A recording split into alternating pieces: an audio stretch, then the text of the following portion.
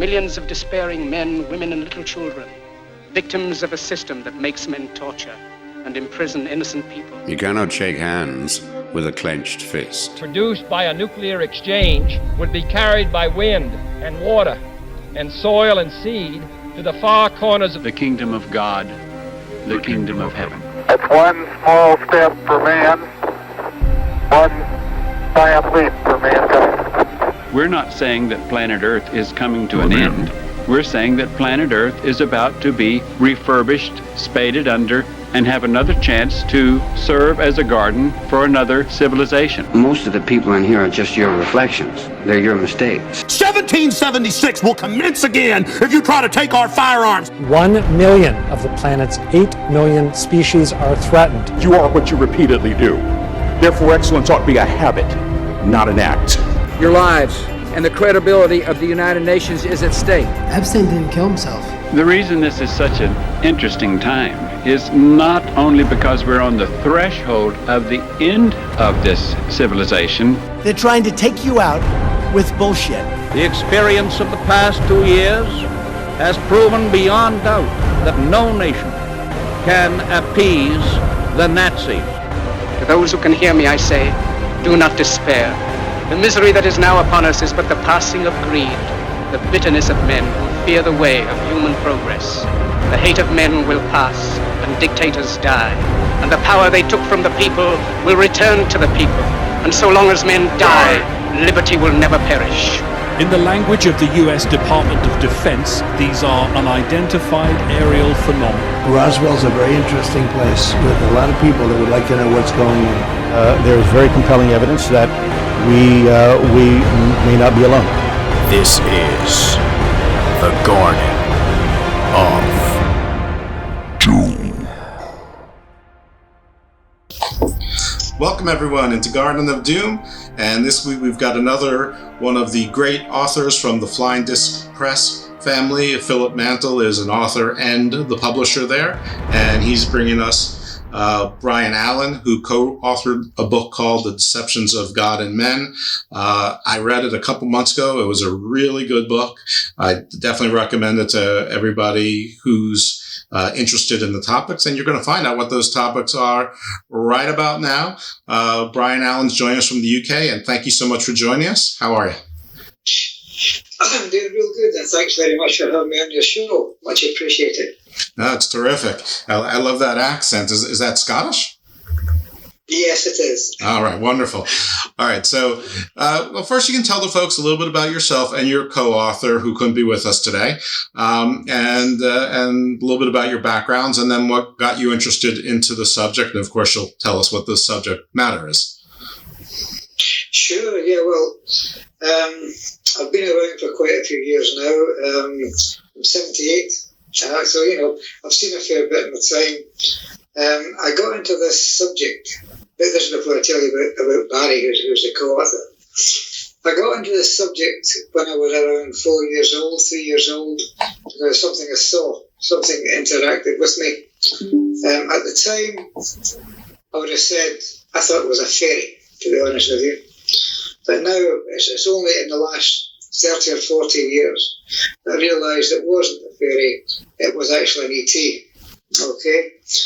I was laying in bed, woke up one morning, it was a summer's morning, the sun was streaming past the bottom of my bed, and close to my bed, my father was a musician, he had a baby grand piano in the house, these are pretty big monsters, big piano. Anyway, between me and the piano, there was this figure, maybe about 3.5, 4 foot high. It was standing and it was watching me, okay? It was wearing a green one-piece suit, like a jumpsuit, and round its waist it had, I suppose you could say, a belt. It wasn't a belt, it was a device of some kind. And it was watching me. And closed my eyes, opened them, and it didn't go away. And being only a kid, it wasn't threatening me, it didn't worry me too much, so I just went back to sleep again. And when I woke up, it had gone. And that has stayed with me in my memory as clear as the morning this happened. It's absolutely fresh. And then, the reason now that I think I'm pretty sure this is an ET, it was marking me It would recognise me. And I'm going to see this thing again. I know I'll see this thing again. But a few weeks later, in the same room, I had a lucid dream. I've had several of these things throughout my life. They're pretty amazing. You can induce them. And I would say to your listeners, if you can ever get yourself to create a lucid dream, do it, because they are the most amazing things. Because you're in charge of the dream. You're dreaming and you know you're dreaming, and you can do what the hell you want. You can do anything you want. It's just amazing. Anyway, what I saw in this lucid dream was what you would categorise now as a disc-shaped UFO. This is before people knew about disc-shaped UFOs. But this is what I realised it was. And I knew this device, this machine had come for me. And it was letting me see it, which is why I now tie the two together, that what I saw was an ET, and that was it, how it got here in this disc-shaped UFO. Anyway, that's completely beside the point. But that's how I get into this subject of UFOs and ufology. And I've been interested in it ever since. And for the past, I guess, 45 years, I've been doing this hands-on. And then I stopped doing it hands-on because I said, well, look, as far as the paranormal is concerned, because I got into ufology through the paranormal. I think that's the fairest way to put this. Because I suddenly realised that the paranormal and ufologies are only two sides of the same coin, only in my opinion, of course. But there are many of the phenomena produced by the one are actually mirrored by the other. And have I seen UFOs? Yes, I have. Have I seen ghosts? Yeah, I've seen them too. I've carried out exorcisms. I have been exorcised twice that I know of, because And most of the time it's pretty good. But one of the reasons I gave it up, I stopped doing it on a hands-on basis, was because I've seen pretty much all there is to see when it comes to this sort of stuff. And I've done most of it as well. And it gets to a point where you're just doing the same thing over and over and over again. And I said, well, lately I'm not anything from this, so I'm just going to stop doing it. But I would say in the last 12, 13 years, I've written 14 books. The Deceptions of Gods and Men is the 13th. The 14th is yet to be released. It's just called Book of Secrets.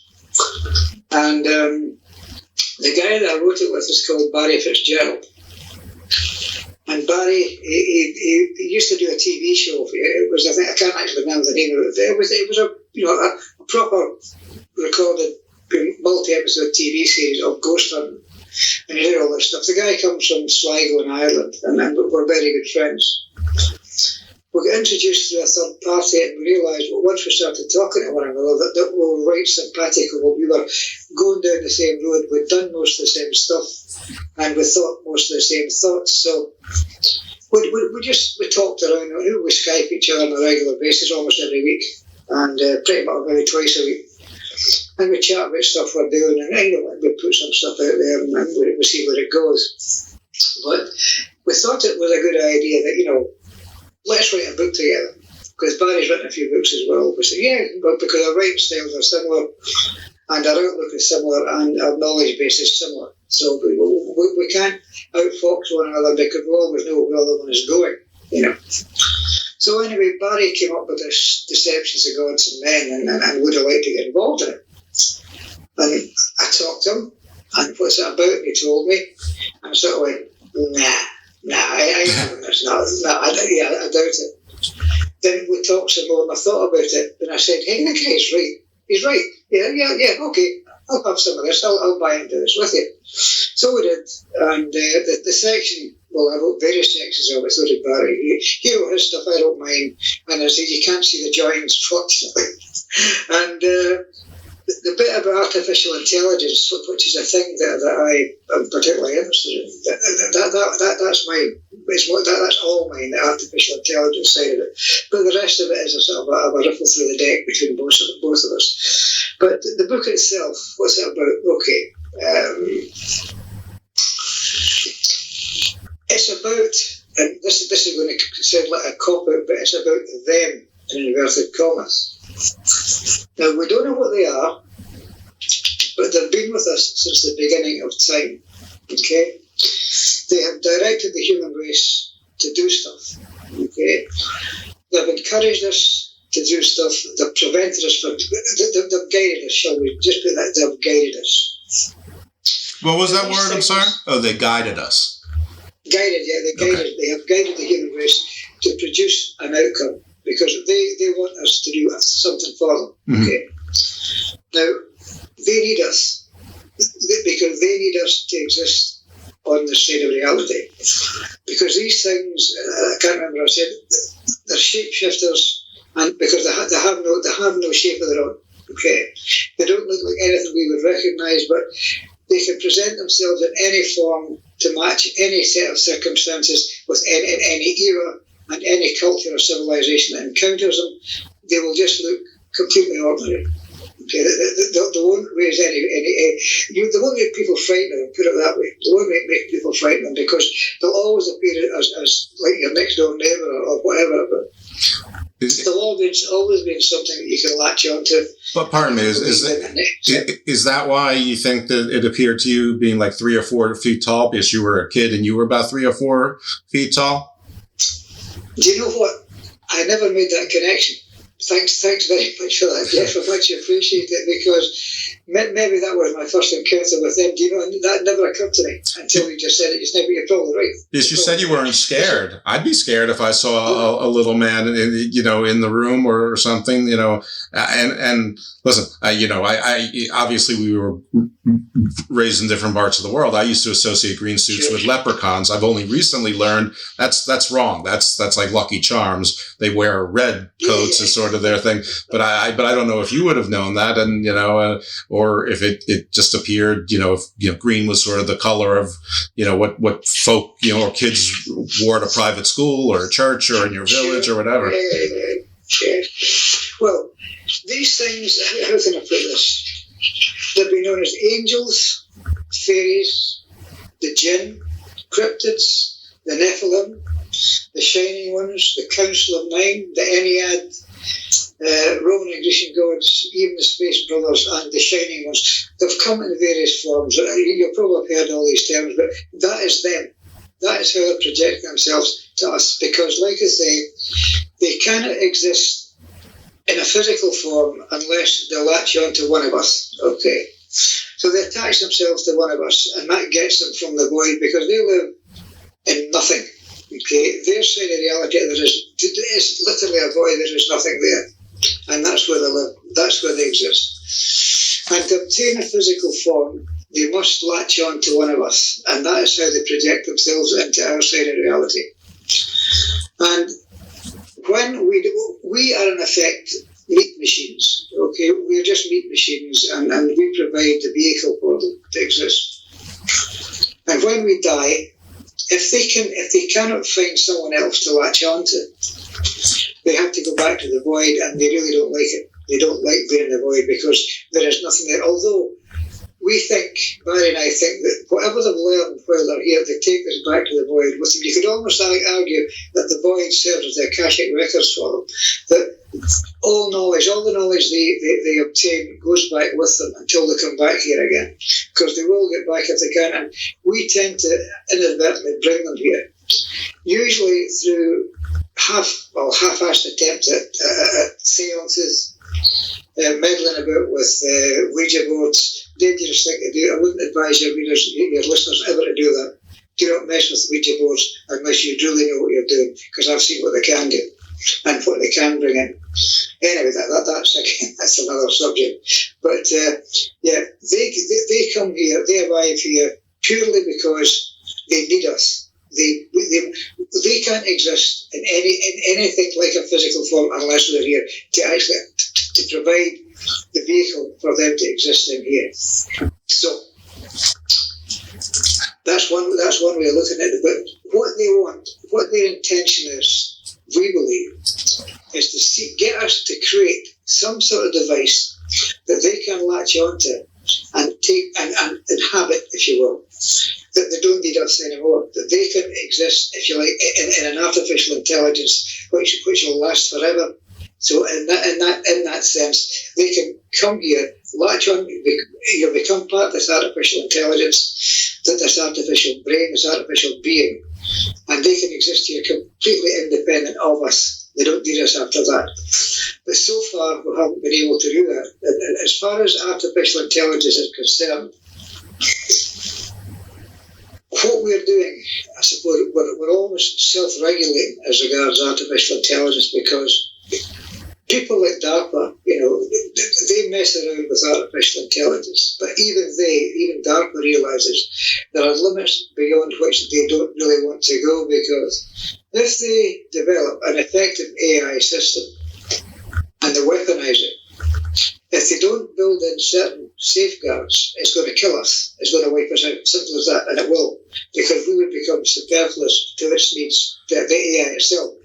Can you tell everyone what DARPA is? I know what DARPA is, but I'm not sure that everybody knows what DARPA is.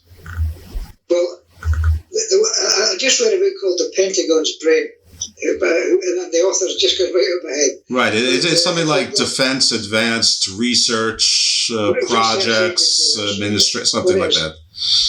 They come up with all sorts of fancy weaponry, basically, for the US military. And they have been messing with AI, a reliable form of AI, but it's easier to do than you think, because... They're like M from James Bond, right? Yeah. Pretty much. In fact, this is going to sound like name dropping, it's not intended, but 2 Sundays ago, I was in conversation with David Icke. Now, David is a really nice guy. He's a genuine guy, really, really nice guy. I was up at Rosslyn Chapel with him because he was doing it. He got some girl to do a TV show for his company, which is called Iconic. And I've been asked along to contribute to Rosslyn, this section we're doing at Rosslyn Chapel, because I happen to know a fair bit about it, or shall we say, the shadow side of it. This is a side that the guides don't want to talk about, put it that way, because they can't back it up. But in Rosslyn Chapel, there is a portal, okay? And it's a proper bona fide portal. I know exactly where it is. I know to the inch where it is. And also downstairs. This is in the body of the church itself. It's down at the east end of the church in what's called the Lady Chapel. It's at the left-hand side at the St. Matthew altar, right in front of it. So right in front of the St. Matthew altar, that's where this portal actually is. And I'll talk about how you activate it in a couple of minutes. But downstairs, and David Icke actually went and he stood on this place, and so did the producer as well, Christiane. If you go into the crypt, and along the wall about 10 yards, on your left-hand side, there's a little room where they used to store documents and stuff. It's actually called, they don't call it the crypt, they call it the sacristy, because it's a religious building. I mean, Rosslyn Chapel, that is the popular title, but it's actually the Collegiate Church of St. Matthew. That's its proper name. Anyway, down in this little room in the crypt, just off the crypt, there is a convergence of ley lines. Okay? Now, I was introduced to this, and this blew me away. This was back in 1995, 94, 95. That was the first time I actually experienced this stuff.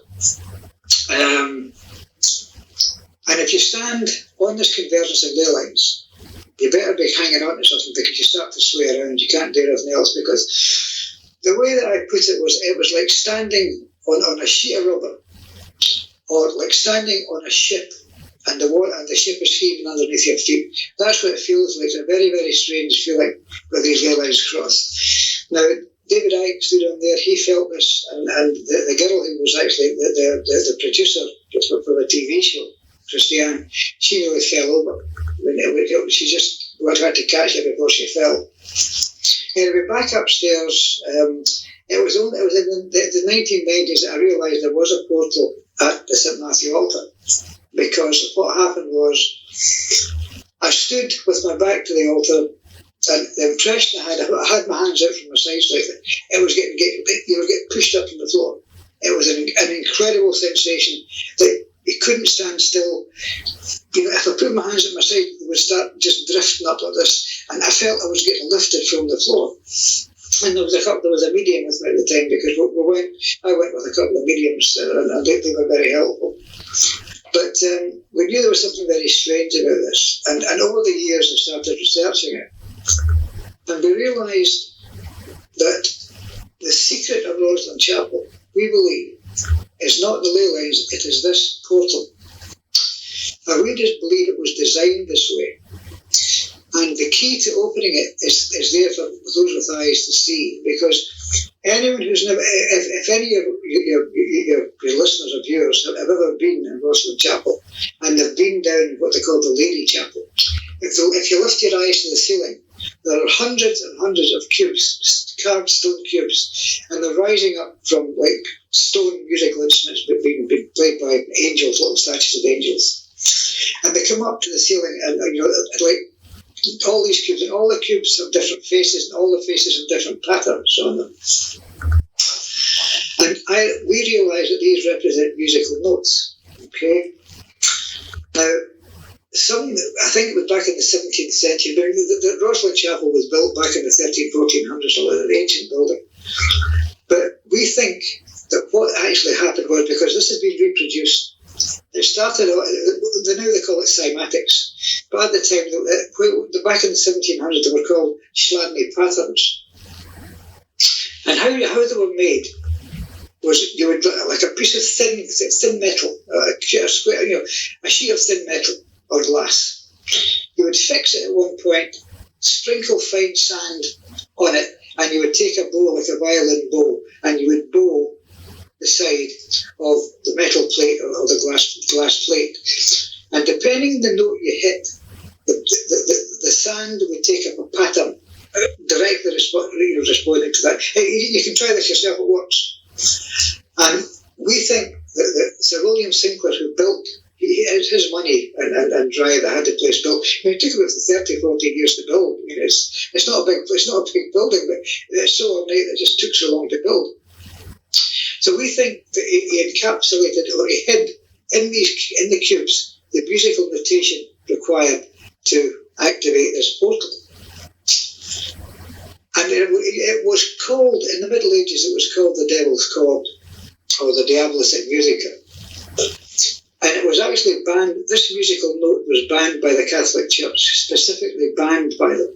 And it was not to be played in any church at all. In fact, they banned its use in music completely, the augmented fourth, which is called the augmented fourth, because it produces feelings of dissonance or unease, shall we say.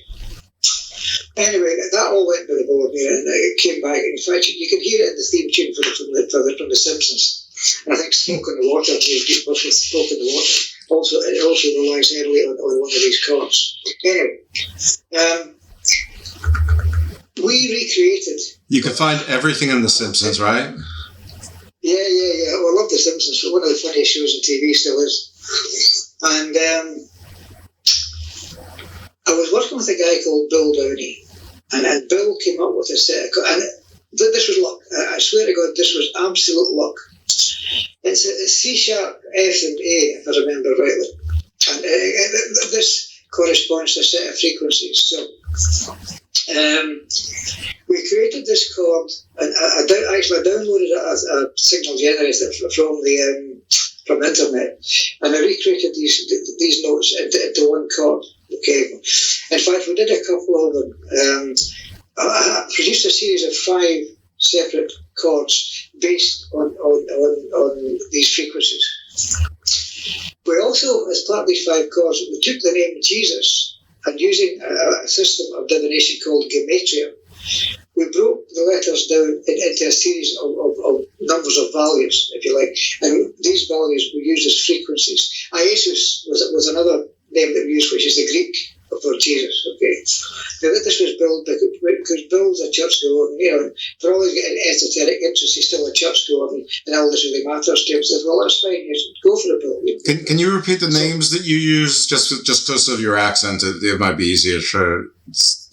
Jesus is one. Mm-hmm. Jesus, okay, and Iesus, which is the Greek version of Jesus. Okay. Iesus, okay. So we built up these frequencies, and I put them in a CD to make it easier. Did you try like Jehovah or Yahweh or anything like that? Did we never get around to that? Stay with me. Just stay with me. Okay. So in 2006, we managed to get permission from the people who run Rosslyn Chapel to go into the chapel and do stuff. Okay. I can tell you now, there is no way they let you do this now. They just will not let anybody do anything like this in any way, shape or form. Anything that steps outside the norm, they just say no. No, just a flat no, they won't let you do it. But anyway, in 2006, I happened to have a good relationship with the guy who actually ran the chapel on a day-to-day basis. His son actually runs it now. Anyway, the guy's name at the time was Stuart Beattie. I think it's Simon Beattie is his son, and he runs that now. He took over from his dad. Anyway, Stuart let us in, because they always had to let us in before the paying customers get in case we frightened them away, you see. So we set up a laptop, and we set up, we plugged it and got it going. So we set up the original augmented fourth, which was, I think it was C sharp F and A, I think it was. And we started this chord going. And we've got the laptop sitting right in front of the St. Matthew altar, and it's buzzing away doing its stuff. And unbeknown to us, there was another guy with us. He was an acoustic therapist. He went down into the crypt and he started toning, just with his voice. And so we're sort of looking at one another, waiting for something to happen. Okay? And something did happen. And what it was this. The two tones are going, one from the laptop, one from the guy down in the crypt. Then all of a sudden, a third tone kicked off on its own. Nothing to do with us. The chapel was producing a third tone, a harmonic, completely on its own. So we sort of say, wow, whoa, what's going on? Then a few seconds after that, a fourth tone kicked off, like another harmonic. So the chapel is producing two tones on its own, and as a direct result of the stuff we're doing. Okay? So we thought, so this is great. Well, the guy downstairs, he didn't know what was going on upstairs because he couldn't hear it. But he stopped toning, and the other two tones, click, click, just switched off. And all we were left with was the laptop and the actual augmented fourth in the chapel itself.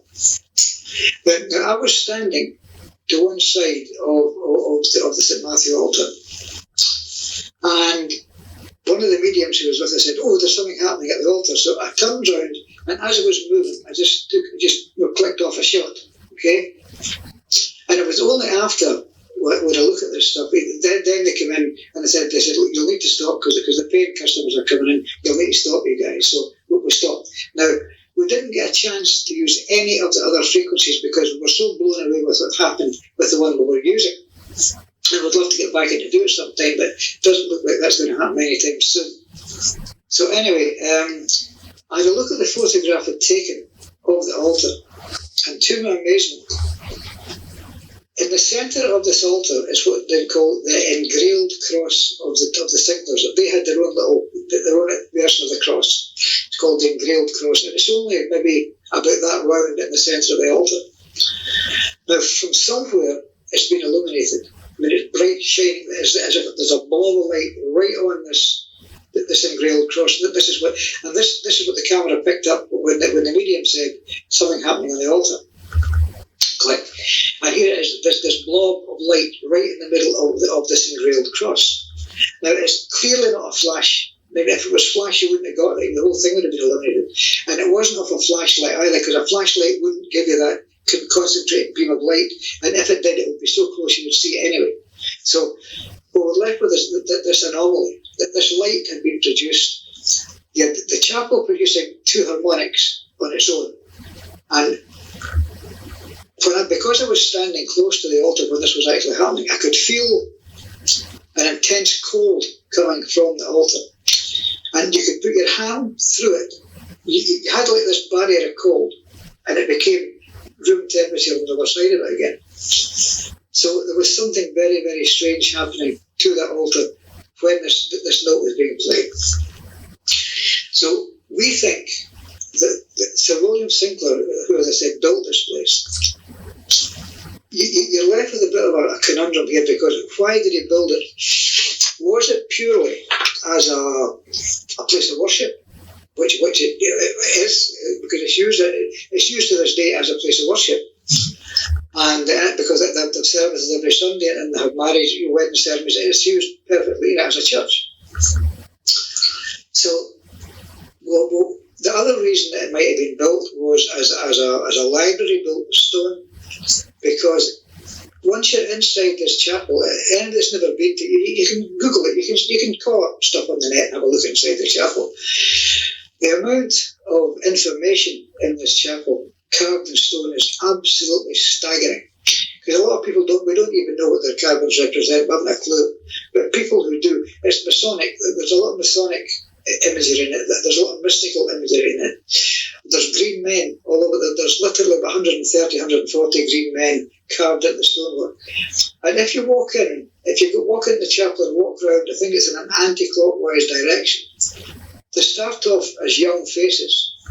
And as you go around the chapel, they get older and older and older and older. So it's like the circle, the cyclic nature of life and death is being depicted in these green men. But the chapel, so it was a place of worship. It was a library built in stone for those who could read it. Or Sir William built this place to hide something.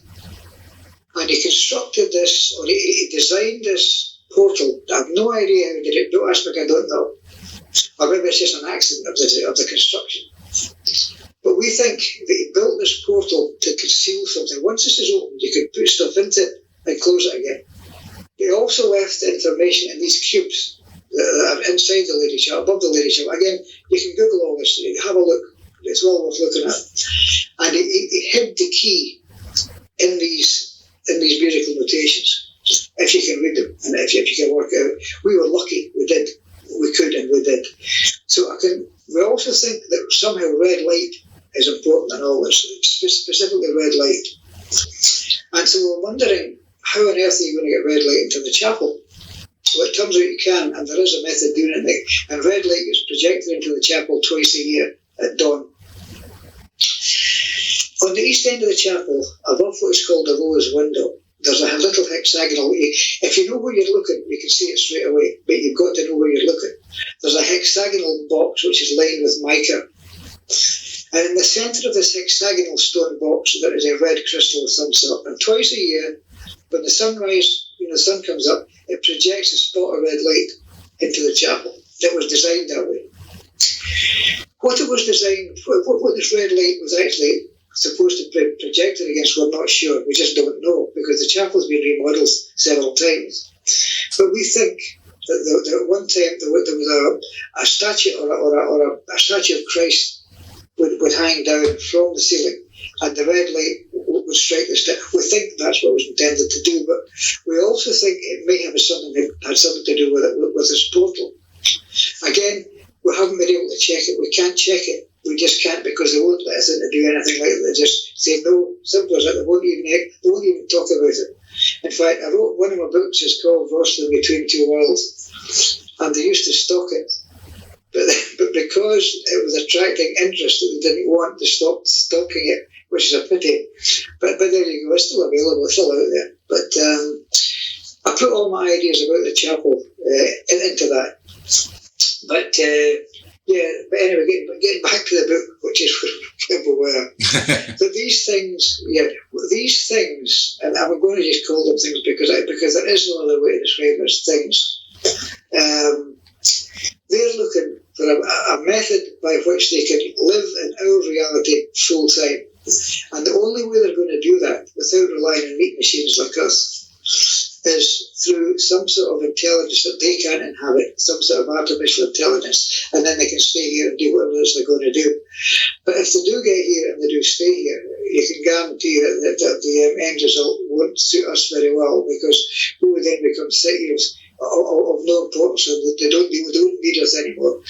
So the reason that we're still around is because they need us, and it's as simple as that. And there's no big deal in this. I mean, it's as simple as a clear-cut choice. We're here because they need us. Once they can get here and they don't need us, then we're superfluous, and they may well kill us off. God only knows. I have no idea. But we think that's the way it's going to go. But the book itself goes into great detail about them, about what they think they want, and how they intend to do it. But your viewers would actually need to work that one out for themselves, I think. Is this the same Rosslyn Chapel from the Da Vinci Code book? Yeah. Okay, yeah. So there's a lot of There's a lot of Masonic and Templar legend tied to it. Yeah, there's a lot of BS attached to it as well. I can assure you that as well. But my wife and I, it was just while we were in the process of coming up to shoot and actually film the Da Vinci Code. We happened to be in the chapel, and I was getting some photographs of the cubes because the people who actually run the chapel have been very kind and given us some big step ladders, so we got quite close to the cubes to take photographs of them. And the carpenters, this bunch of carpenters came in, disappeared down at the crypt, and they were actually building the room. It doesn't exist, this room. What you saw in the film doesn't exist. It's a set that was put down in the crypt. And we were actually in the chapel when the carpenters came in to actually construct that. So we were lucky in that respect. But yeah, that's exactly the same chapel. But I can assure you that the room that Tom Hanks and stuff that was down in the crypt, it doesn't look like that. It's nothing like that at all. Oh, yeah. But you did say the San Grail cross, and San Grail is Holy Grail, right? No. It's an engrailed cross. Oh, I'm sorry. It's not the San Grail. It's not the San Grail. Okay. No, I know what you mean. I heard what I wanted to hear. Pretty much. Yeah. But yeah, it's this engrailed cross is on the St. Matthew altar, and it's right. It's embossed right in the very centre of the altar. Okay. On the face of the altar. In terms of size, it's not a big altar. In fact, there are 3 altars in the back of the lake. Well, there are 4, but one they call the high altar, which you can't get to anyway because it's like 8 feet off the floor. It's down where the steps. It's actually where the stairs go down into the crypt. That this altar is above that. But there are 3 altars. Oh, well, here we go. There are 3 altars in Rosslyn Chapel. The St. Matthew altar and another 2 whose names I can't even remember because we weren't interested, because we just didn't have to get involved in that. But there's also what's called the apprentice pillar.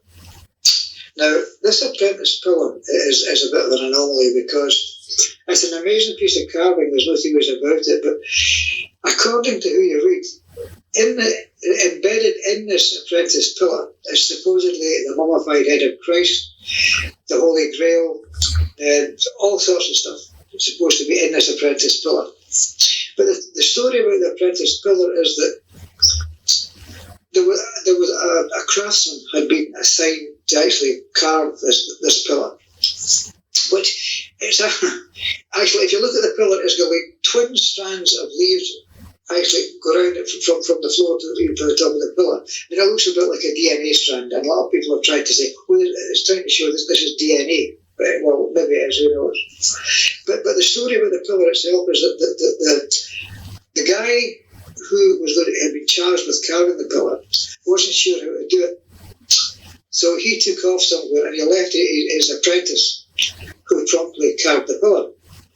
And when he came back, he was well annoyed, shall we say, that his apprentice had done this, so he killed him. And the carving of the murdered apprentice is actually, it's not easy to tell you what it is. I need to be there and show you, but you can actually see the head in one of the corners, and you can actually see the scar on the forehead. But this is Masonic legend. This is straight out of the Freemasons, with Hiram and Biff and getting murdered and all the rest of it. But this is straight out of Freemasonry. But that again is one of the Masonic connections that attached to Rosslyn Chapel. It's an amazing place, and if anyone ever gets a chance of going, I would suggest that you do, because it's a genuinely astonishing building to be inside. But it's not, because the trouble is that if you pay your money and you go in, you'll be on a guided tour, almost certainly, and you'll hear what the trustees of Rosslyn want you to hear. I mean, the stuff I'm telling you about, you just won't hear that. They won't even go there.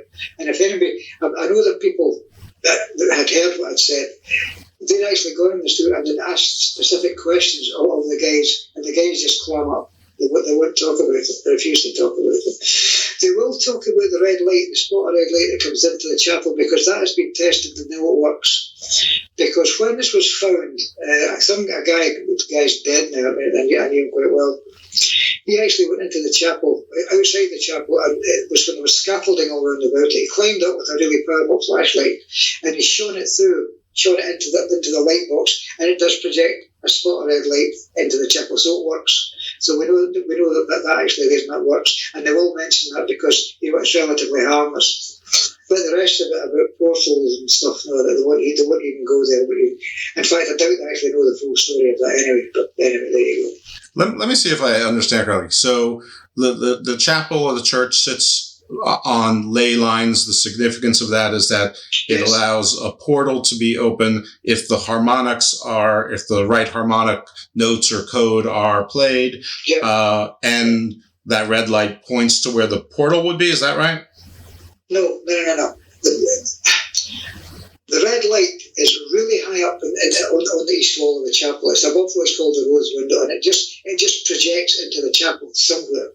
But we suspect that it was intended to shine onto something. Otherwise, there's no point in it shining in the chapel at all. Mm-hmm. And we can only speculate about what it was actually intended to shine onto. But it may be connected to the portal in some way. We don't know. We just don't know. I see. So, perhaps if the portal opened, it would be, maybe that's a projector or a projection, a holograph or something. I don't know. Well, can I just say about this portal? Sure. Is that we didn't succeed in fully opening it, but we do know that something was happening at the altar when this frequency was hit. Okay, and the reason we knew that there was something significant about this, I'll need to go back to the 1990s now, the first time we were actually there. We went with a couple of mediums, okay, and there was a guy from the newspapers there who was interested to hear all this stuff as well. When we went in, we were standing up in what's called the Lady Chapel, which is where the St. Matthew altar is. And an American lady walked in, one of the crowds. This is before it was all regimented. This is when you could come in and do what you wanted, pretty much. Because it's certainly not like that now. But this American lady came in and she started toning and singing. And she hit this note, and the chapel lit up sonically. And everybody, there's maybe 20 people in the chapel, and everybody just stopped. And they all looked at each other, what is going on? And this American lady is carrying on and she's toning away quite happily, not realising what she's done. But the whole chapel sonically just lit up. It's the best way of putting it. You could almost sense the sound washing and swirling about the place. Then she stopped and the chapel just shut down again. And this is what made me realise that sound is absolutely vital to get the chapel to perform if you want to get it. And so it's obviously been designed by Sinclair to do something special, which is where the portal comes in. And another thing that was significant was, again back in the 1990s, which was the first investigative visit we paid, was that one of the mediums who was with us said she could actually see in her mind's eye Sir William Sinclair standing in the chapel, using it like a machine. Okay? He was driving the chapel. He was driving the forces within the chapel to do what we don't know. But she got the sense that he knew exactly what he'd done when he built this place. It was built for a purpose, and it wasn't as ostensibly, appears to be as a place of worship. It was designed to be something else, not just a place of worship. One more question about the chapel and the key, and then I've got a bunch of other questions for you. Sure. Which was it, Jesus, or was it the Greek version of Jesus? What was the combination of notes that were? It was none of them. We just didn't get a chance to try it. Oh, I see. We got so blown away by the augmented force that we put in. The first note we put in, or the first chord that we tried, but the chapel just lit up. That we didn't get around to doing it because we were restricted by time for a kick-off. We only had an hour. And the time we'd got set up and we got going. And we're standing looking at our watches all the time, because after that hour was up, we had to get out. We just had to get out. They were going as far as they could to let us mess and let us experiment with the place. But after that hour was up, we had to go. And we got a response from the first chord, and we were just feeling our way with it, get a feel for the subject when we had to shut down. But another thing I can tell you about the chapel is there was a group of friends, people from France used to come there once a month, and they'd go down into the crypt and they would tone, okay? And they were, if you like, melodies designed specifically to be played in Rosslyn Chapel, and it was all a cappella, it was all vocal. There was no musical instruments used, it was all vocal. And but they were actually there when we weren't carrying out experiments at the time, but this group was actually in the chapel doing the stuff down in the crypt when we went in, and this raised the hairs in the back of my neck because the whole chapel was ringing from the stuff that was coming from down in the crypt. Absolutely astonishing. We tried to talk to them and ask them what they were doing, but they were French and they didn't really know what we were asking them, and I don't think if they did know they would have told us anyway, because I think they had their own agenda. But if they're doing this stuff in the chapel. Okay. Well, let's move back to them. And so you indicated that they're sort of ethereal, they're non-corporeal, and they're waiting for a human to die. How long can the body be dead before it's not usable to them? About 2 weeks. Oh, okay. Roughly about 40. Yeah. That's a pretty long time. It's not instantaneous. They can hang around. There's a spirit and there's a soul, if you want to put it that way, because they're not interchangeable. Sorry, they're quite interchangeable. The spirit and the soul, we think, are two entirely different things. And spirit goes immediately, bang, it's gone. When you're dead, spirit's gone. But the soul hangs around, and they, if you like, they inhabit the soul, is the best way of putting this. It's a subject that a lot of people don't like talking about because you get into beliefs and faiths and all the rest of it. But you've got to confront this sort of stuff when you're dealing with them. And we've had to do this. And we got some pushback from people who weren't very happy about, going down this road. But eventually they accepted that what we were doing was some more sincere what we're saying and doing. Well, yeah, for obvious reasons. It's it smacks in the face of any religion has any tie to resurrection in it, and it also, almost is, somewhat rosier picture of, vampirism, zombies, revenants, whatever word you want to use.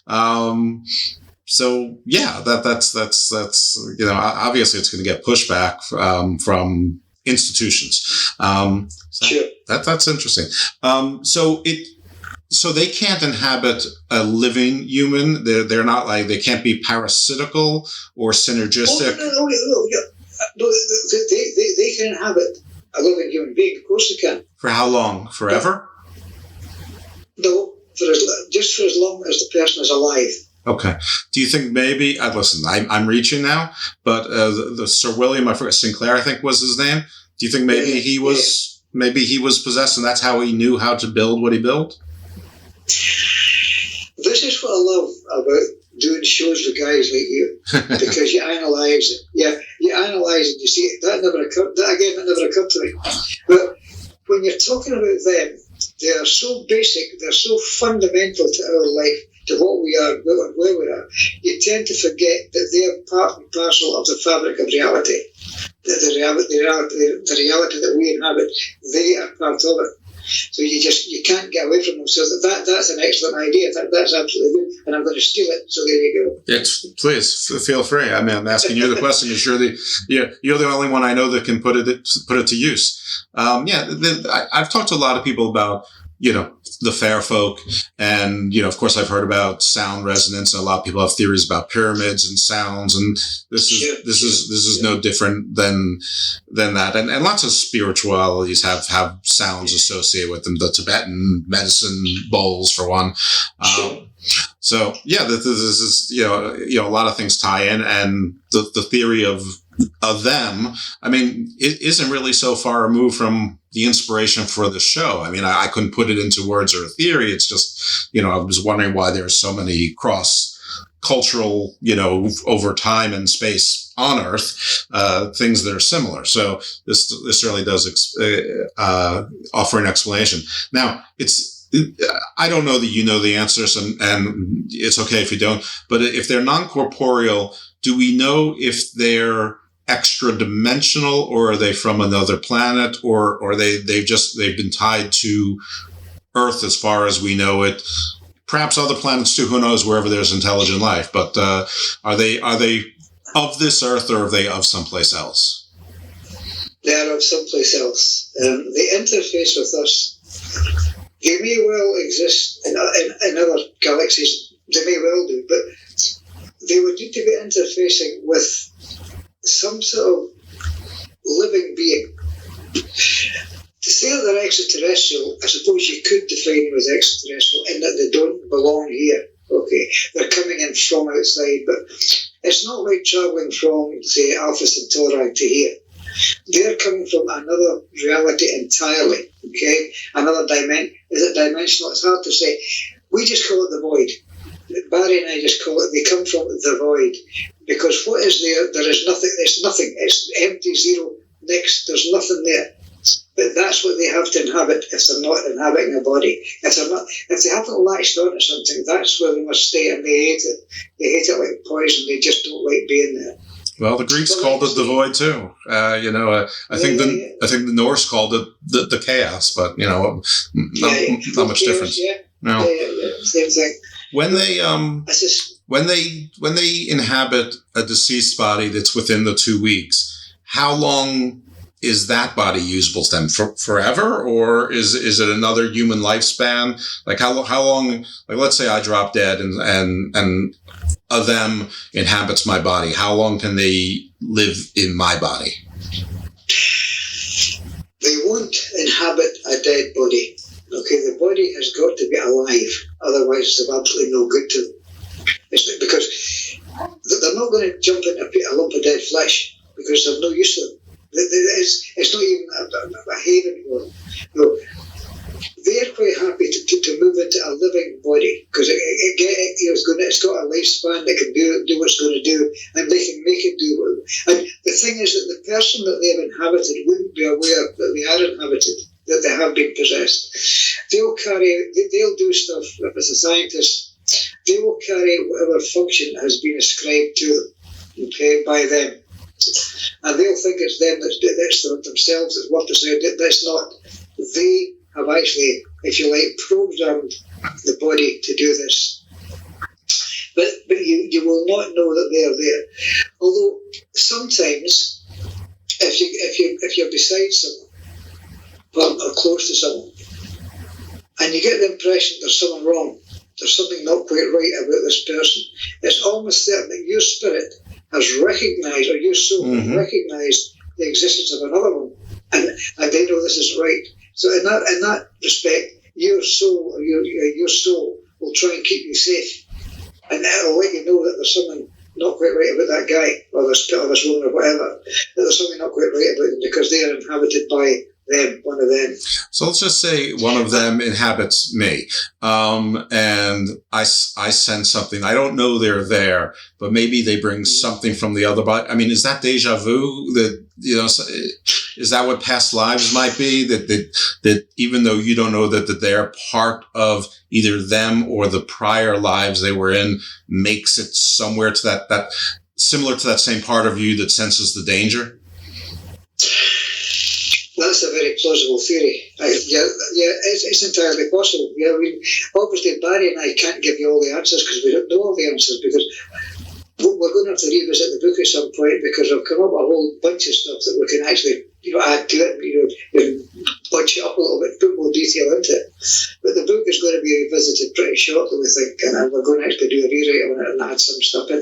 But what you just said, that's entirely possible. But is that a fact? I don't know if it's a fact or not, but it sounds as if it could be. Okay. So what is the deception of the gods and the men? They're liars, okay? They're deceivers. They'll tell you basically what you want to hear, okay? So they are gods to us, as far as we're concerned. They have the same reach, the same power as a god, okay? Because they're godlike, if you like, as far as we're concerned, because we're just pretty humble lumps of meat that happen to be able to animate and think for ourselves and stuff. But they are telling us lies in order to serve their own agenda, basically, and that's where the deceptions come from, because they are the perfect liar. It's a bit like Satan saying Satan's the father of lies. That's one you probably heard before. They could be Satan, if you want to put it that way. They could also be God, for that matter. They can be anything that they want to be, and they can shape you to regard them as anything they want you to see them as, if that makes any sense. Sure. But They control the agenda from start to finish. Are they monolithic of agenda, or are there like subdivisions? Are they individual, or is it like a collective? No, it's not collective. Although they do, once they go back to the void, they haven't been able to stay here any longer for whatever reason. They've got to go back until they get the chance to come back here again. They, when they go back, will download what they've learned in the void, and they'll download it there. That's why I mentioned the Akashic records. Oh, okay. It's of course, you could actually argue that the void is the Akashic records, or their version of it. Sure, of course. Do you have any idea if there's any number of lives that they can? I mean, you just said that sometimes they can inhabit other bodies, and it's funny because I had written down that question. I mean, I was thinking of witches are said to have 9 lives. Actually, cats that have 9 lives, but people got that backwards. It's how many times a witch can go into the same cat before the cat dies. I mean, is it maybe that they can only do this 9 times? Is that just I'm finding 2 + 2 and equaling 4 when it's apples and oranges completely? I think they could do this an indefinite number of times. Okay. I don't think they're actually. Incidentally, when you're talking about witches, you've heard of the witches familiar, no doubt, which are these, and most witches are supposed to be familiar. The function of the familiar, as far as I can gather, there's absolutely nothing to do with what we're talking about. It's just an interesting point. But the familiar, as far as I've led to understand, is what the witch used to actually to hide their soul in, because the familiar could get away up the road. They could be off. They could take off, but the witch could hide their soul in that familiar. An enemy that attacked them wouldn't get their soul. It's just one of these things that crop up from time to time. But the familiars were there for a specific purpose, and the specific purpose was to act as a hiding place for the witch's soul. But that's got nothing to do with what we're talking about, just a throwaway.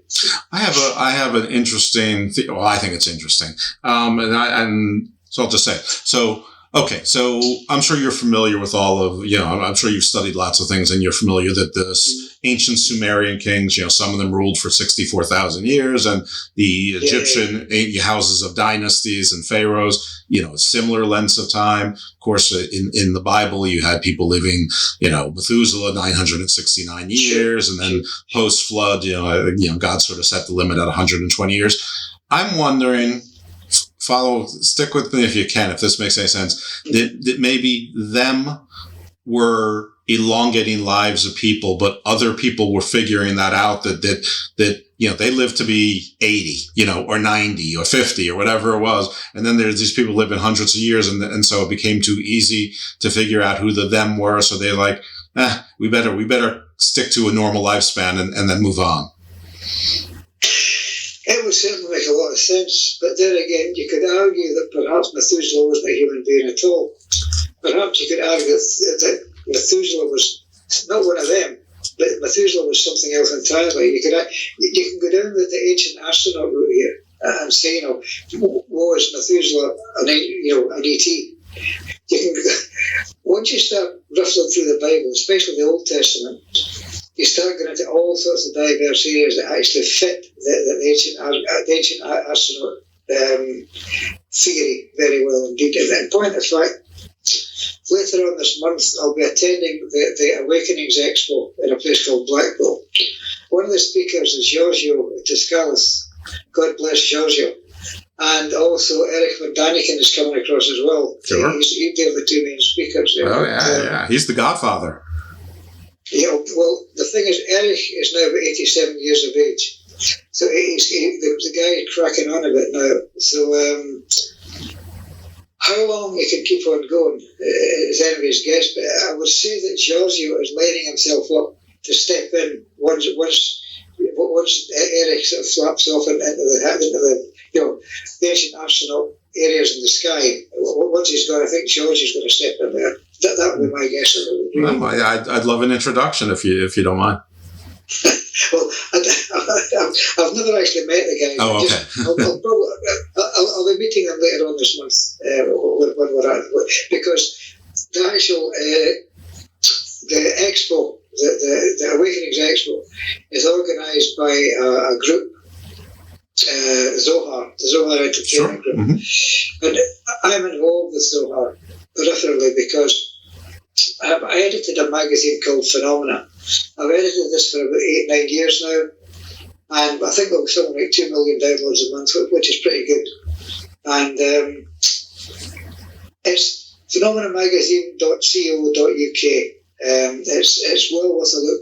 The magazine is free. It's 100% free. There's no catches to this. It's a free magazine, and you can go into the archives and download any and all of the magazines if you want. But it's phenomenamagazine.co.uk. It is the address of the magazine, and it's a damn good magazine. Seriously, it's a damn good magazine. Well, I'm going to be in the UK for a conference in October. So I'm sort of like the official interviewer, and it's called the Nephilim Anthropology Conference, and I think it's also affiliated with Zohar, and it's Nephilim Anthropology. It's NACON, and it's .uk.co as well. It's at Eventbrite. But Gaia. Is it Gaia.com? Is it Gaia? I don't think it's Gaia yet. I think it's Zohar, but it's Reverend Dr. David Parry, and he's sort of the spiritual father of it, or the force behind it. But I think Zohar is involved. I don't think Gaia is. I could be mistaken on that. But no, it's similar, but it's focusing on the Nephilim. But I mean, some of the speakers there adopt sort of your theory of them as, sort of the Nephilim are these non-corporeal, basically demons that inhabit bodies, which is, aside from using the word demons instead of them, it's basically the same concept. And one just makes it related to religion, the other doesn't. I mean, aside, and you're not even eliminating that. You're just not trying to put it in that bucket. But I don't know. You might find it interesting, and sounds like it's sort of probably a lot of the same folks would go to both. Anyway, let's get back to the book. So them are the deceivers, and they're the deceivers because they're also taking the place of the gods. Obviously, we're the men, though sometimes they are as well. And the book tracks. I mean, it's not terribly different than the myth of the Anunnaki. It's just less. It's just that's been sort of anthropomorphized, I guess is the word. So yeah, that's really interesting. Incidentally, the Anunnaki, maybe them as well. That may be another face of them. Yeah, because I think these so. Things are absolutely ubiquitous. I mean, they are everywhere. They are so embedded in our culture, in our past, and in our future. We can't see them because we're looking at them. They are so embedded that they are literally everywhere, absolutely ubiquitous, absolutely everywhere. And we couldn't. I could go out of the house and be talking to somebody. That could be one of them. That could be them talking to, and I wouldn't know it. It's just another human being, as far as I'm concerned. But they, as long as they're inhabiting the other human being, they know exactly what they're doing and they know exactly what they want. And it's like they say, nothing happens by chance. But every development, every scientific development that's ever come about is because they wanted it to happen. They have pushed us in that direction until they come up with someone who will actually invent it for them and on their behalf. So I think it's fair to say that anything that happens is because they want it to happen. And I've no doubt any technology that they don't want to happen just won't happen. It's going to be not be a benefit in some way or another to them. They just won't let it happen. It won't be developed. But, yeah, that's the best way of putting it. Well, this show's had a lot of guests that have noticed that the descriptions of Fey folk abductions are almost indecipherable from UFO or alien abductions. It's just the technology, I guess, that the folks could envision at the time. That those parallels are it's almost in the common sector. I was just wondering if, and even if you look at some of the myths, like especially the Greek gods, how, Zeus would come down or whatever, it's not terribly different either. I mean, so there's a lot of overlap there. I'm wondering, the UFO sightings or the unidentified aerial phenomena, are these actual vessels that they use, or is this sort of like maybe an after effect that people interpret as a pre-effect after they've been possessed? How do you how do you tie that in, especially with all we've seen all the Navy pilots, from the British and the Americans and basically showing these things. Do you think they're tied in, or might that be something else entirely? Well, we're starting to move into this is one of the tubs that I like to thump occasionally. Okay. If you're talking about the sightings of the Nimitz, of the Tic Tacs and stuff, I think I got a link to have a look at something related to that. Now, I think these Tic Tacs, I'm 99.5% sure that they're ours. Okay, they're not theirs, they're ours. Okay, it's almost certain. And don't ask me where I'm getting this information, because it's a lot of this is just speculation and guesswork on my part. But I'm pretty sure that they're not manned, okay? They're drones of some sort, okay? And the power source is somewhere on the electromagnetic frequency spectrum, okay? Almost certain that the drive, or how these things are powered is electromagnetic in nature. They are drones, they're not manned, which is why they can do what they do. But I'm 99.9% sure that these things are ours, not theirs. No connection then to what we're talking about.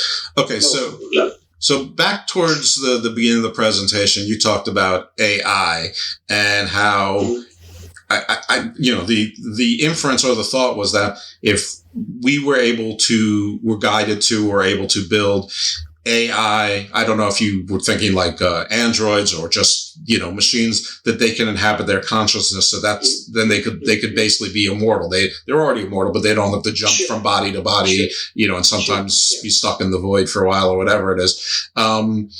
So is that the singularity? Is it like Avengers: Age of Ultron? Are they trying to do they want, mobile droids that, like C-3POs have legs or whatever? Or is it just they could live in the internet? Well, that's one way of looking at it, but I do tend to think that they would want to move around. But I suppose if the AI was like, how do you download consciousness? I don't know. Don't ask me because I don't know. I haven't a clue. But if we are able to create some sort of matrix that they can inhabit, and it's a form of consciousness, it's not like they're actually displacing a consciousness for them to move into, which is what they're doing, when they move into a human body. This would be just like a big blob of nothing that they can move into, and they become it, okay, and it becomes them, and it exists artificially, and it's pretty well immortal. So I don't think they would need to move around if they could exist as a consciousness in our reality, because if they were able to do that, I'm pretty sure they could do what they needed to do just by wanting it to happen. In effect, you're bordering on magic now, okay, what we would call magic, because I think Aleister Crowley, the wickedest man in the world and all the rest of it, in fact, I do a presentation called The Last Sorcerer, which is about Crowley, that he said that magic is virtually just, the modern way of putting it is you're editing reality through the power of thought, through wanting to do it. And to some extent, in AI, we can do that anyway, okay? I think there have been, how can I put this? The Stargate project, Project Stargate, which is about remote viewing. I know that part of that experiment, when they were weaponizing it, was to try and remote influencing was part of this as well, okay? It wasn't just remote viewing, it was remote influencing. This was the real prize that they wanted to fight together. This was how to remotely influence somebody to do what you wanted them to do. And they wanted people to be able to do this. And I think that's when it got pretty mixed up, and I think that's when they had to shut the whole thing down. And officially they shut it down, shall we say. But I'm pretty sure that stuff like, because Stargate and remote viewing and remote influencing is so potentially powerful to use it as a military tool, I'm pretty sure that would be cut. That's still going on somewhere in the black. We just don't know it's there. So yeah, that's what they put in. Okay, so there's nothing about occupying our meat puppets that is particularly desirable. It's not like they like drinking wine or whatever. It's just the best available option. But some sort of global blockchain or whatever would be a better, just as satisfying a solution. Okay, so that obviously, so the AI, it's literally the ghost in the machine then. In the machine, yeah. Okay, very interesting. Do you want to tell them about where they can find your books? You already mentioned phenomena.uk.co. Is there anywhere else where they can support your work or learn about your work, or you and Mr. Fitzgerald? The easiest way to do it would be good to go to the magazine website, because I list all my books are on the website. If you just go to Brian's books, click on Brian's books, that'll take the people. But some of them are out of print now. I mean, they've been around a few years and they're not all in print. But by no means of imagination. I mean, Philip has been good enough to take. He printed. He published Deceptions of Gods and Men. He's also publishing, when it comes out later on this year, Book of Secrets. Incidentally, Book of Secrets, I landed very lucky with that, because I know a guy called Warren Croyle at Reality Entertainment based in California, and Warren's he's one of the good guys. At least he pays my royalty checks, so he must be one of the good guys. He still pays them. So, I asked Warren, would he be interested in publishing, Book of Secrets? And he had it, and I sent him the MS, and he had a look at it. He said, look, I'll tell you what I'm going to do. I'm going to make this into a DVD. And I thought, oh, great. So he's bringing it out as a DVD. I think it's actually out now, in point of fact, Book of Secrets. And it's exactly the same cover for the DVD as is what I'm using on the book. We came with that arrangement because we can allow them to sort of reflect off each other and help the sales, in one way or another. But it was from Warren. He actually commissioned 2 more scripts off me. So could you write a script? And I could write a script. And so I knocked up a couple more scripts for him, and I've been lucky to do it. But it's Reality Entertainment, and he is actually, I think it's out on DVD just now. Book of Secrets is part of it. In fact, I can show you the book I can show you the cover if you want. Hang on.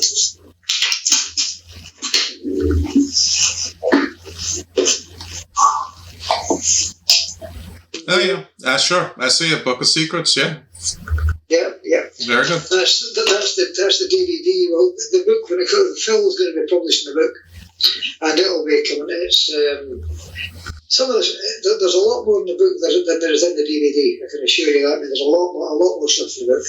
So it strikes me. I know that when we spoke earlier, I sort of promised you that we wouldn't go much over an hour. We have, but one question just charmed into my head. I actually thought of it earlier, then I forgot it. Now I found it again, and I don't want to let you go without it because it'll be bothering me. So the portal, what we're talking about, I mean, I assume it's not the only portal out there, but that doesn't matter. The point is that we don't know exactly how to open it. But if it's tied to them, I guess my question is, do we want to open it? I mean, does that mean more of them will be able to rush in? I mean, how is it helpful, or is there like an anti-them from that portal that may be less demonic and more angelic, or are we, we playing with Pandora's box? Jeff, you've raised a great point there, because the mediums who were with us when we found out about the portal, when we were using the frequency, when we were actually trying to open it using that specific frequency, sound frequency, they were a bit cagey about the whole deal, because it's a two-way street. Okay, once you open this thing, things can go in and things can come out, and they were a bit very, very cagey about opening it to start at all. They just didn't want it opened. But it was too late by that time, because I was all fired up and ready to go. And we switched on the laptop, generated the frequency. We got this. The knew something was happening. Well, that was. I don't know if I mentioned this, but oh yeah, I did. The first time we were there, I was standing on this thing, I was getting lifted up literally coming off the floor. I mean, I wasn't like floating about in mid-air or anything like that, but the upward drive was so powerful. I could feel it under my heels, and it was pushing me up off the floor. So there was something. That's when I realised there was something very, very special about this location. And it was one of the mediums who was there. I said, "That's a portal. That's a portal. We've got to be very, very careful what we're doing with this thing." And that immediately got my mind racing, and that's when I started deciding I was going to do something about this, because the mediums who were with us in 2006 were not the same mediums who were with us in the 1995, 1994, around then. They weren't the same mediums, so they didn't know. It purposely didn't take them. Just in case they tried to stop it, Well, I know that the show is called Garden of Doom, but I'm like starting to get a little worried that all the people who are trying to do resonance testing and pyramids and using ayahuasca and peyote and whatever to try to get themselves closer to the spiritual realm, they're really just hearkening in their own doom. They're really accelerating their own. It's like going to make it Halloween, 365 days a year, or like the Ghostbusters when the door opened and all the ghosts came everywhere. I mean, I don't mean to be comical about, but it's once the door is open, we don't have the Ghostbusters. We don't have anyone to trap them and close it back in. Well, can I just put it on this, Jeff? Sure. Some of the stuff I've been involved in, I wouldn't get involved in it now. I just wouldn't do it because the risks are too great. But as far as the portal in Rosslyn Chapel is concerned, I would really love to go back and mess with it some more, just to see what I could do with it. Because this isn't a portal out in the middle of the Andes, or this is a portal that's like 30 miles away from where I'm sitting now. Okay, and I can go there and I can touch it, and I can hold it. It's stone, but it's there, and I know exactly. I think I know how to open it, and I would like to try, but. As things stand just now, the Rosslyn trustees just ain't going to let it happen. They just wouldn't even consider it. Well, Rumsfeld didn't think that he was doing anything wrong when he was helping Dracula. So, so I don't know. It just sounds. I mean, it's sort of like curiosity killed the cat. I don't know. You got me a little worried, but I don't know. I don't know what's on the other side. There is one thing I will tell you, that way back in the day, when people, when Rosslyn Chapel, when books like The Holy Blood and the Holy Grail, something like, when books brought Rosslyn Chapel to the public attention, they started picking up all sorts of stuff. And there was a guy, a French guy, decided he wanted to get to the vaults of Rosslyn Chapel, and they wouldn't, obviously they're not going to let him. So he hired a tunnelling team, and he went into the field, because Rosslyn Chapel stands on the edge of a hill which runs down quite steeply. He had hired a tunnelling firm to try and tunnel in from this field through into the crypt, into the vaults of Rosslyn Chapel. And this was actually going on. They were actually trying to do this. But the chapel got to learn about it, but they asked them to cease stopping this very, very quickly. And it ended up the chapel actually bought the field at the back, so nobody could do anything, could get in there and do stuff. But this guy was actually going to try and break into the vault of the chapel just to see what was there. Wow. I know that we've had at least... Sorry, go ahead. No, I know this is going to roll on. Another reason that I realised that there was something very odd about the chapel is that the physical gateway to heaven is supposed to be there, down in the crypt, down in the vaults beneath the chapel, because this is what I thought, is this physical gateway to heaven, is this a reference to the portal that's in there? I wondered, because I'd heard about this physical doorway to heaven before I realised there was a portal there. So I think one is maybe, if you like, a recognition of the fact that it is something that you can go from there to elsewhere. And this is how it was first represented, as a physical doorway to heaven. So perhaps, that's just one of these things. The stories associated with Rosslyn Chapel are legion. There's hundreds of stories associated with it. Yeah, I'm pretty sure that I've had at least 3 prior shows where Rosslyn Chapel has come up. I think one with Andrew Goff, who we the show's called The Puss. Oh, Andrew, yeah, I know Andrew. Oh, you know Andrew? Yeah. Well, he's part of the Felam Anthropology Conference. I figured that there'd be some overlap. Another was Gretchen Cornwell. I'm pretty sure that she mentioned it was either her or Arthur Farham or both, because they were both talking a lot about Templars and their journey from sort of the Middle East towards North America. Sure.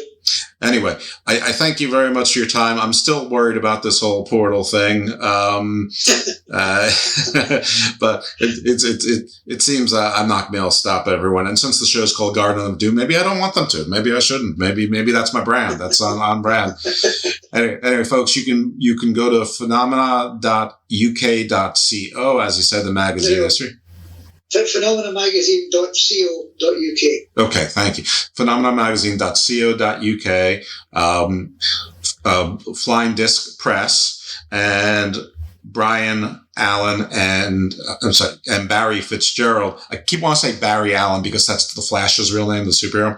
So Brian Allen and Barry Fitzgerald, they both have their own websites. This is a collaboration, obviously, but they both have their own books and works. And apparently, Mr. Fitzgerald was on a TV show for a long time, so you can probably find all of that stuff.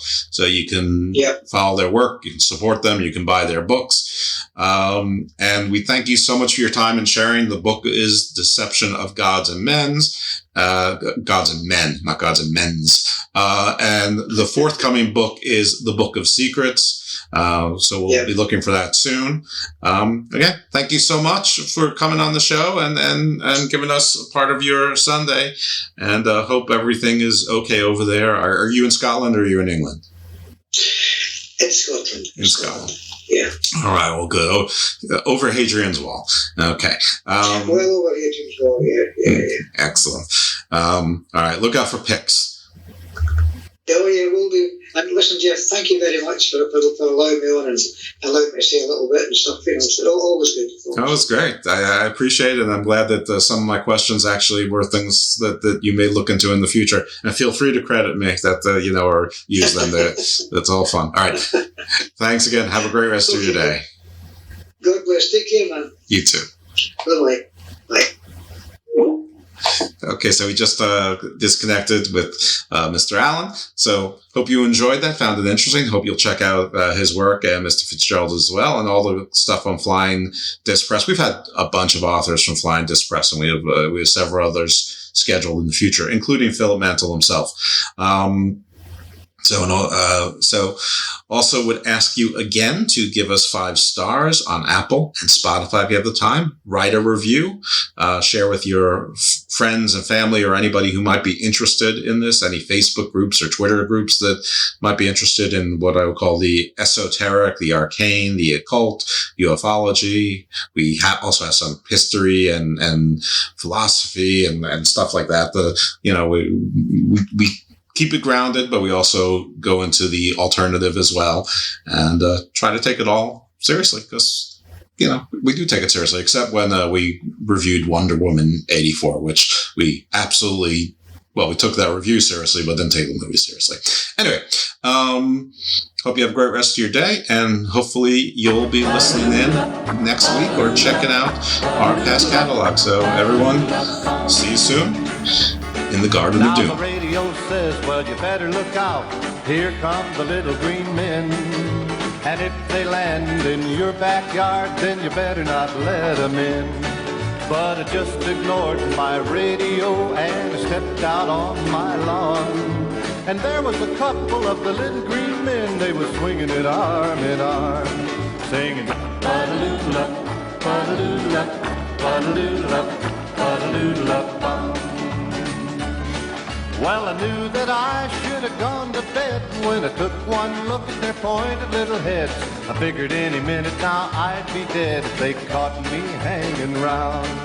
But it seems so far back to my stairs that I just commenced to say my prayers. I heard this funny little beat of theirs and I started to dig the sound. It went ba-da-doo-da, ba-da-doo-da, ba-da-doo-da, ba-da-doo-da-bum.